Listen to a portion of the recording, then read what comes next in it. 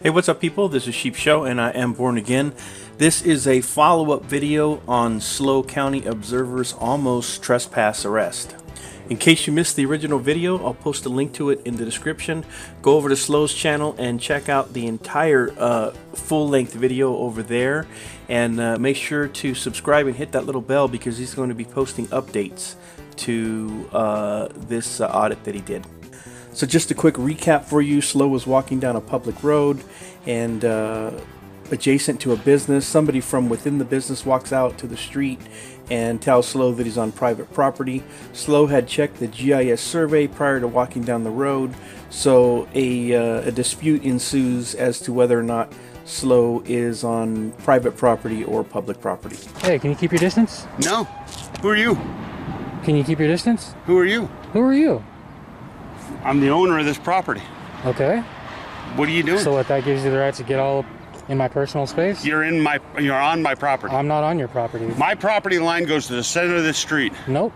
All right, man. Well, you can get out of my face. Well, who are you? None of your business. I don't like the way you're approaching me. We have confidentiality situations here. You can't just be videoing the inside of my shop. Of course I can. Yeah, I have a trespasser on my property who will not leave. I'm trying to figure out who you are and why you're recording my property. You're on my property. I'm not on your property, You are dude. on my property, and I have the property. paperwork to prove it. I can show you on my phone. I can prove it. Prove it. Go ahead. I'm not going in and letting you record whatever the heck you want to record. Okay. Who are you?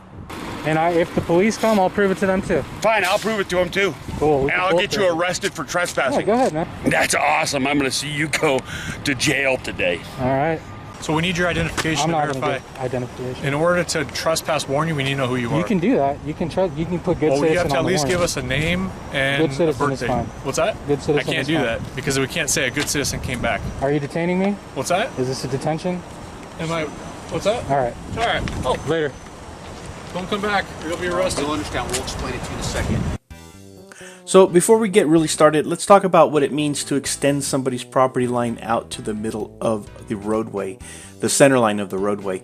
Usually that's called a vacation or an abandonment. So the general description is as follows. A vacation is when a public right-of-way or public service easement is abandoned by the city. Once the subject right-of-way or easement is abandoned, the public use of the land or easement area is relinquished without restriction to the property owner.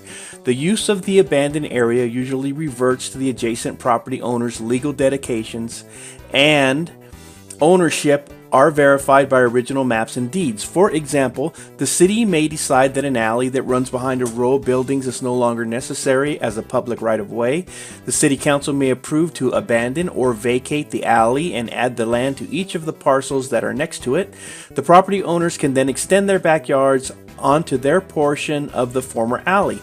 This benefits the city because it no longer has to maintain the alley, i.e. street sweeping and pavement repair. Although this is a good general description on what it means for a city to vacate or abandon a public right-of-way or a public easement, allowing the owner of the property to build all the way out to the property line is not as common as this generic description might lead you to believe. In situations like you see here in SLO's video, it is more common than not, in my opinion, that a city would put in a restriction requiring you to maintain that road as a right-of-way, as a public right-of-way. Otherwise, both adjacent property owners could close in that property, they could build on that property, they could fence it off, and they could block access to those power lines going down that roadway, they could block access to the railroad tracks, and it is very, very unlikely that the city would allow them to restrict access down that roadway, even if they were granted an abandonment or a vacation, and even if the owner's property line was extended out to the center of the roadway. But the argument about whether or not the road is a right-of-way or not, it could be a moot argument because I have not seen any evidence to support the owner's assertion that the property line has been extended to the middle of the roadway.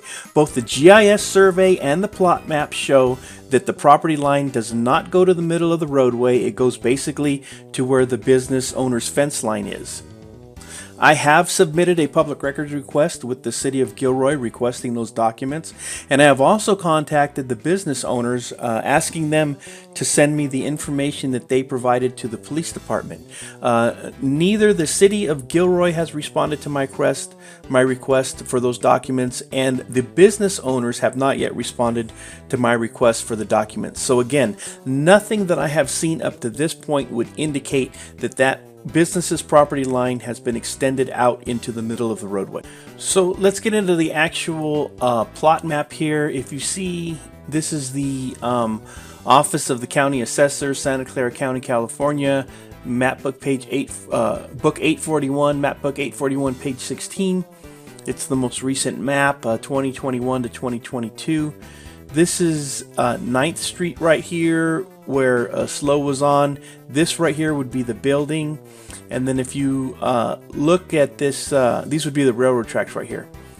If you look right here, this would be approximately, this red circle would be approximately where SLO was standing. It might not be exact, it's just an approximation. This would be the business owner's fence line or property line. This line right here would be the center line of the street. There's nothing here on this most recent plot map that would indicate that the owner's property has been extended out to the middle of the roadway. If you look down here at this arrow, you can see that the railroad company, Southern Pacific Transportation, their property line has been extended out to the roadway, as you can see here by the black property lines that go out to the center of the roadway. And then also their extension is indicated over here by the street vacation document number 237-16934. This is the GIS survey satellite map of 9th Street. So this is 9th Street right here. Here's the business. Here's the back of the business. SLO would have been standing approximately right here by this gate. If you can see the gate here, he would have been standing approximately in this area right here. As you can see, the railroad tracks are right here. Now, I need you to make note of this. If you remember the plot map or the survey map that I was showing you, you can see on that survey map that the railroad tracks has been extended. The railroad track property has been extended out to the center of the roadway, and that corresponds to this satellite map of the GIS survey that SLO had. But no such extension, property line extension out to the middle of the roadway, is indicated here for the business owner. So either the map is not updated or the business owner is wrong. And we have no reason to suspect that the map is out of date, considering the fact that the railroad extension out to the center of the roadway is clearly indicated here. I can't find anything in the Gilroy City Council agenda packets going back all the way to 2018 regarding that address or the name of that business. So I'm sure by this point everybody just wants to know whether or not it's private property or whether or not it's public property, but we don't know. The owner came out and allegedly showed the law enforcement officers some sort of a document claiming that it was private property, but he never showed SLO that document. And when SLO asked him to go inside and get it, or when he offered to go inside and get it and SLO said okay earlier in the video, the owner said he didn't want to go do it. So what's it worth? I mean, we have to take the owner's word for it, and we have to take the law enforcement officer's word for it. Well, I wouldn't take either one of their words for it. If the city abandoned or vacated the property on 9th Street adjacent to this business, and if there are no restrictions requiring a public easement or a right-of-way, then yeah, the property could be private property. And you know, if my aunt were a man, she'd be my uncle, and if my granny had wheels, she'd be a bicycle. So let us say, for the sake of argument, worst case scenario, that there is some legal document that indicates that the property on 9th Street adjacent to this business is his own private property, and there are no restrictions requiring that it be a public easement or a public right-of-way. If this were the case, then would SLO have been guilty of trespassing? In my opinion, he absolutely 100% would not have been guilty of trespassing under these circumstances. Now, don't get me wrong, I'm not saying that he could not have been arrested in this situation. But if there's one thing that the First Amendment auditing community has taught us in the countless videos of countless false arrests, is that you can be arrested for anything. You can get arrested for eating a ham sandwich on the sidewalk in front of a synagogue.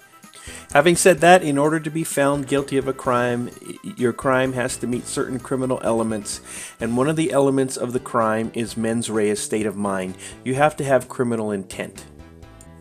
Refusing to leave private property that you reasonably believed was public property does not rise to the level of a criminal act because it lacks the mens rea, the criminal intent required as an element of a crime.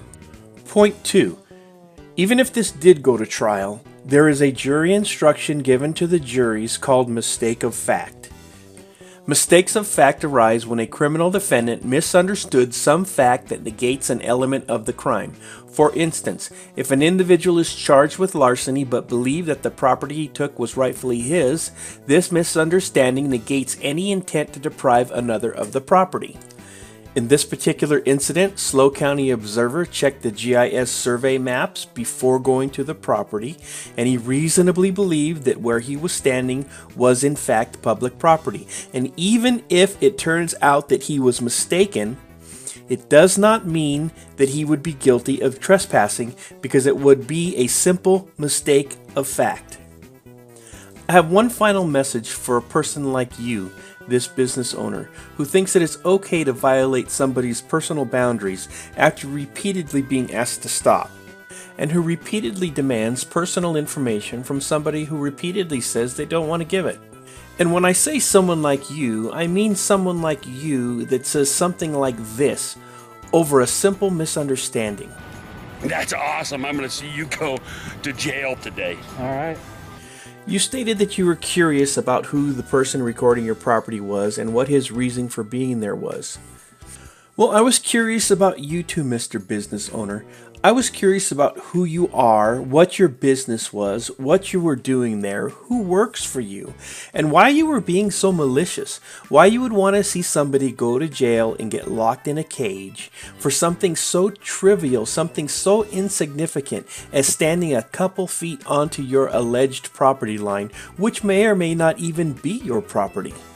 So I did some research on you, Mr. Business Owner. I know your first name, your middle name, your last name, your wife's first name, middle name, and last name. I know all of your family members' names. I know all of their phone numbers. I know all of their email addresses. I know all of your neighbors' names and addresses. I know your home address. I know your work address. The reason that I'm telling you this, Mr. Business Owner, is because all of the information that I've just informed you that I have is readily available on the internet about anyone. I want you to rest assured, sir, that I have no intention of sharing this private information that I have about you and your wife and your family and your business with anyone. I have no intention of using this information to harm you in any way, because I, sir, am not a person like you.